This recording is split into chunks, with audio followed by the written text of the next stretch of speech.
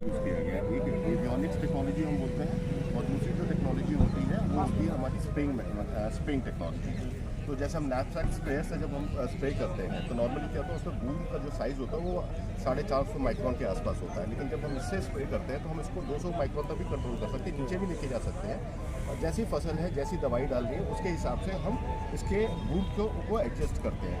यानी कि जो ड्रॉपलेट्स हैं हाँ, आप कहते हैं कि उस तरीके से आप चाहे वीडीसाइड इस्तेमाल कर रहे हैं, हाँ, चाहे इंसेक्टिसाइड इस्तेमाल कर रहे हैं, या आप किसी भी तरीके के मतलब जो भी चीज़ों का इस्तेमाल कर रहे हैं उस तरीके से ही आप ड्रॉपलेट्स को अपने अकॉर्डिंगली आप एडजस्ट कर सकते हैं। बिल्कुल बिल्कुल। अच्छा, और क्या चीज़ है इसकी स्पेशलिटी सर क्या है? इसकी दूसरी स्पेशलिटी ये है कि हम इसको एक्चुअली वेरिएबल रेट एप्लीकेशन में यूज़ करते हैं। वेरिएबल रेट एप्लीकेशन में हम एक्चुअली तीसरी टेक्नोलॉजी को लेके आते हैं जिसको हम बोलते हैं सैटेलाइट बेस्ड टेक्नोलॉजी। तो सैटेलाइट से क्या होता है कि हम लोगों को एक एनडीवीआई का इंडेक्स होता है जिससे हमको ये पता चल जाता है कि यहाँ पे क्लोरोफिल का मतलब जो जैसे अगर आप मैप देखेंगे उसमें 3 कलर आ रहे हैं, हीट मैप बोलते हैं उसे।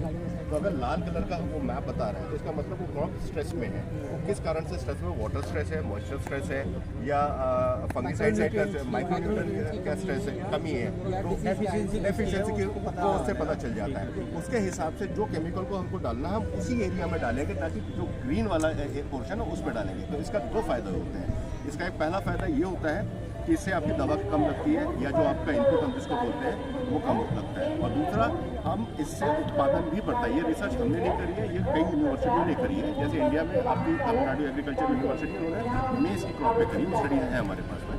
दूसरी जयशंकर यूनिवर्सिटी ने राइस के ऊपर करी है स्टडी। पंतनगर यूनिवर्सिटी में भी अभी शुगरकेन में भी हमने इसको यूज़ किया है और उसमें भी हमने वीडीसाइड स्प्रे किया है इसकी मदद से। तो कहीं ना कहीं गन्ने में भी जो शुगरकेन में भी है ये हाईली जो है रिकमेंडेबल है कि आप ड्रोन से जो है अपने डिसीज़ के लिए या हर्बिसाइड है, मेजर हर्बिसाइड है, इंसेक्टिसाइड है, आप स्प्रे कर सकते हैं।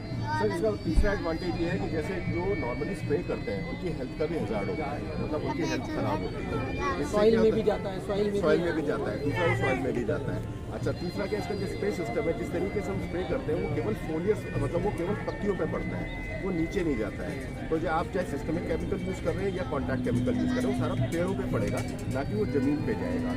और दूसरा, पानी की मात्रा में इसमें कम यूज़ करते हैं, क्योंकि पानी एक मीडियम है दवा को पहुंचाने का। तो आप कई किसान बोलते हैं कि 300 लीटर में यानी कि आप कह रहे हैं कि आप नैनो पार्टिकल्स का इस्तेमाल करेंगे जो हाई प्रिसिशन है और उसका आप इस्तेमाल करके इसको मोर एफिशिएंट बनाएंगे। जी सर, जी ये करेंगे। ये है दूसरा। इसके अलावा इसका, जैसे अभी किसान बोलते हैं कि भाई हमारा जो है ना इसका खर्चा ज़्यादा बढ़ रहा है। एक्चुअली इसका खर्चा नहीं बढ़ रहा है। आप अगर इसको सही तरीके से यूज़ करते हैं इन सारी टेक्नोलॉजीज़ को, तो इसमें आपकी लागत कम होती है और उत्पादन बढ़ता है।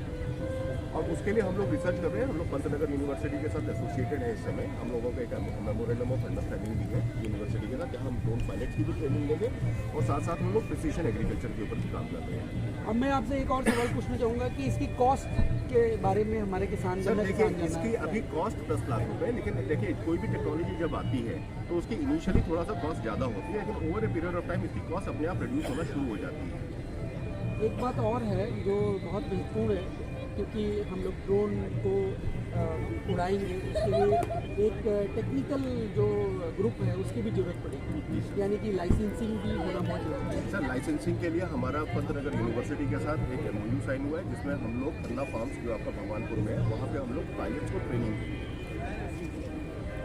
इसके साथ साथ एक बात जो बहुत बढ़िया इस ड्रोन के साथ आ रहा है, ये जो हाई प्रिसिशन की बात करते हैं, सॉइल को भी सस्टेन बनाती है और कहीं ना कहीं हमारे जो मतलब टेक्नोलॉजी है उसको भी एडवांस करती है शुरू के लिए।